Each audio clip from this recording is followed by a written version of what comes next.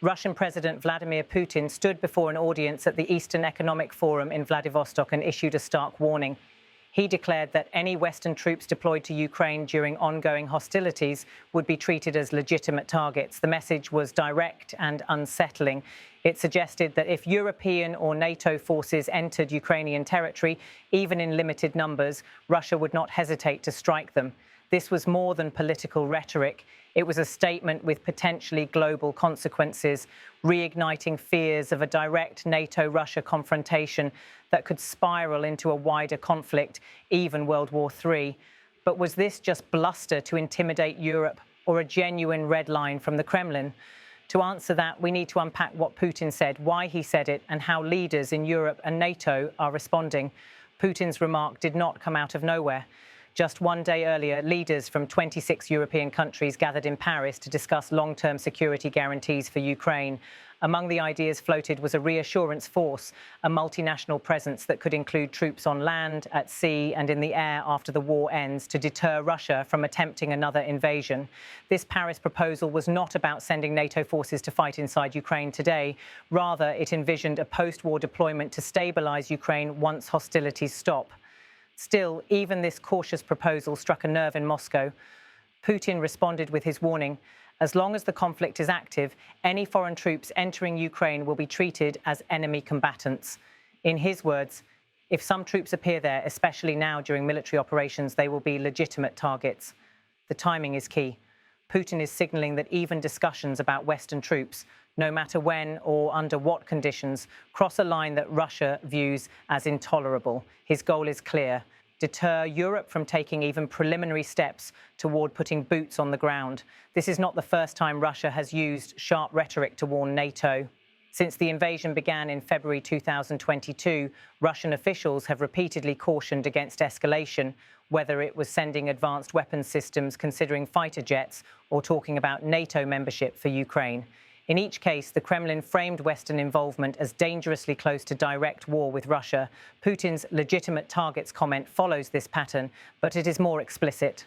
By framing Western soldiers themselves as potential targets, he is attempting to raise the stakes for European leaders who may consider deploying forces in the future. This is part of Russia's broader deterrence strategy: use threats, sometimes veiled, sometimes blunt, to prevent NATO from crossing lines that would bring its troops into direct confrontation with Russian forces. But the fact that Putin made this warning publicly at a major international forum suggests he wanted to send a message far beyond Russia's borders. It was aimed not just at NATO headquarters in Brussels, but also at domestic audiences in Russia and at non-Western countries watching the war from the sidelines. By portraying Russia as standing firm against Western provocation, Putin reinforces his narrative of resisting foreign aggression. Here is the critical context. Despite speculation in European media, NATO has no plans to send combat troops into Ukraine while the war continues. Since 2022, the alliance has carefully walked a line between supporting Ukraine and avoiding direct conflict with Russia. Training missions, weapons transfers and intelligence sharing are conducted from NATO territory, Poland, Germany, the UK, but not inside Ukraine. When asked directly, NATO Secretary-General Jens Stoltenberg has repeatedly emphasized that NATO is not and will not be a party to this conflict. Western governments understand that putting alliance troops on the battlefield could immediately escalate into a NATO-Russia war. That is why the Paris discussion of a reassurance force focused explicitly on post-war scenarios. The idea was about deterring a future invasion, not joining the fight now. But as Putin's warning shows, even the possibility of future Western troops in Ukraine is enough to trigger Russian threats. What does it mean legally when Putin calls Western troops legitimate targets? Under international humanitarian law, the laws of armed conflict, members of an enemy's armed forces are combatants and may be targeted during hostilities. So if NATO soldiers were fighting alongside Ukraine, Russia would argue that they are lawful targets. But legality is not the whole story. The UN Charter governs whether force may be used in the first place. Without a UN mandate or a claim of self-defense, foreign troop deployments inside Ukraine would be legally questionable. And because Russia holds a veto on the UN Security Council, any peacekeeping mission under UN authority is impossible. This creates a legal and political grey zone.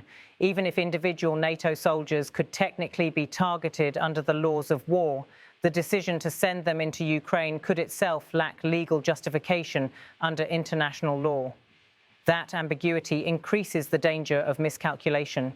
Putin's warning cannot be separated from the shadow of nuclear weapons.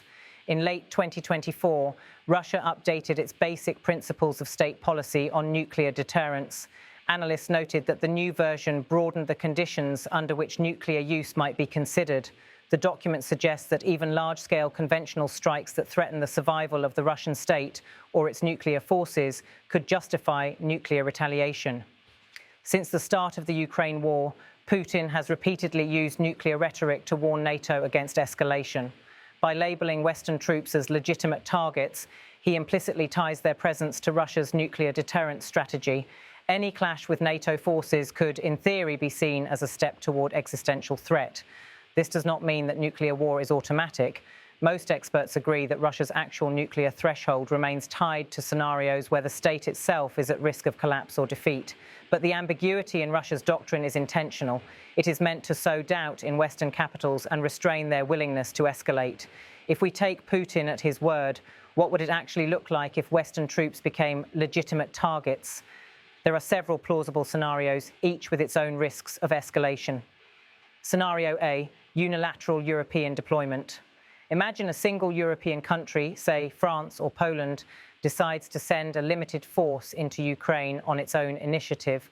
Their mission might be framed as training, peacekeeping, or securing humanitarian corridors. If Russia struck those troops inside Ukraine, it would technically be a bilateral conflict between Russia and that state, not NATO as a whole.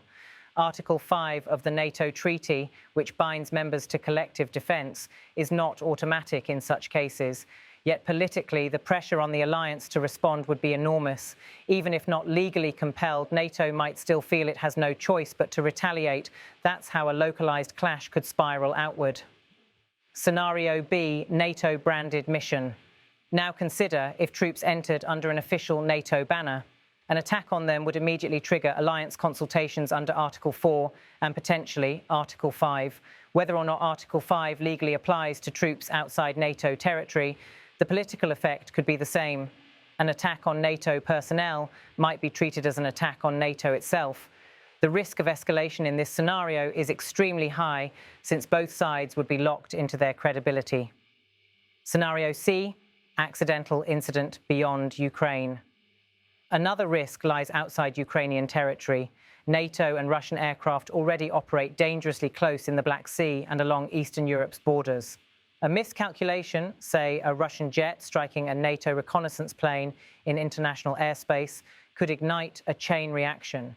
Similarly, a missile that strays into Poland or Romania could force NATO leaders to respond, even if it was accidental. These scenarios are less about deliberate intent and more about the fog of war pushing both sides into confrontation. While Putin paints a picture of Western boots marching into Ukraine, the reality on the ground is very different. NATO has stuck firmly to a strategy of indirect support. Thousands of Ukrainian soldiers are being trained in NATO countries, from tank crews in Germany to F-16 pilots in the US and Denmark. None of this training takes place inside Ukraine itself. NATO states have supplied Ukraine with advanced systems, Patriot air defences, HIMARS rocket launchers, long-range missiles, and Western tanks. But the transfers are carefully managed, with delivery and maintenance occurring outside Ukraine. Real-time satellite imagery and signals intelligence flow from NATO to Kyiv, enhancing Ukraine's battlefield awareness. Yet Western personnel themselves remain beyond the front lines. Europe is ramping up ammunition and weapons production to sustain Ukraine's war effort. Factories in Poland, Czechia, and Germany are working around the clock to supply shells and missiles. This is the reality NATO leaders want to emphasize. They are deeply committed to Ukraine's defense, but they are not sending combat forces into harm's way. Even discussions about a post-war reassurance force are framed as a long-term stabilizing measure, not a step into the current fighting. The central challenge for NATO is walking a tightrope, how to deter Russia without stumbling into direct war. Putin's warning underscores just how fragile this balance is. From NATO's perspective, the strategy has three parts. First, raise Ukraine's defences. ensuring Russia pays a high cost on the battlefield. Second, deter future aggression, signaling that even if Russia pauses today, the West will be ready tomorrow. Third, avoid direct NATO-Russia combat, keeping alliance troops out of Ukraine while still projecting strength. From Russia's perspective, the goal is the opposite: sow fear of escalation, so Western governments hesitate to deepen their involvement. Putin's legitimate targets comment fits this playbook. It is less a promise of action than a warning meant to shape European decision-making. In a sense, yes. By declaring Western troops would be treated as targets, Putin is raising the spectre of a direct Russia-NATO clash, the very definition of a Third World War scenario. But it's important to pass intent from reality. Putin's statement is primarily about deterrence. He wants to scare Europe away from even entertaining the thought of troops in Ukraine. NATO has no plans to deploy combat forces during the war. The Paris Reassurance Force is a post-war concept. Despite these clarifications, the danger lies in accidents, unilateral moves, or rapid escalation from small incidents. Once NATO and Russian troops exchange fire directly, the line between limited war and world war could blur almost overnight. The world is not at World War III today, but the ladder of escalation is visible, and Putin just reminded everyone how quickly one wrong step could take us higher. Putin's warning is part threat, part message, and part performance. It reflects Russia's desire to keep Ukraine isolated and prevent deeper NATO involvement. But it also exposes just how volatile the situation remains. Western leaders now face a dual challenge: reassure Ukraine of long-term support while convincing their own citizens and Moscow that they can do so without plunging Europe into a direct great power war. Whether or not Putin's statement proves to be a bluff, it succeeded in reigniting a question that haunts the entire conflict. Can this war be contained, or are we one misstep away from something much larger?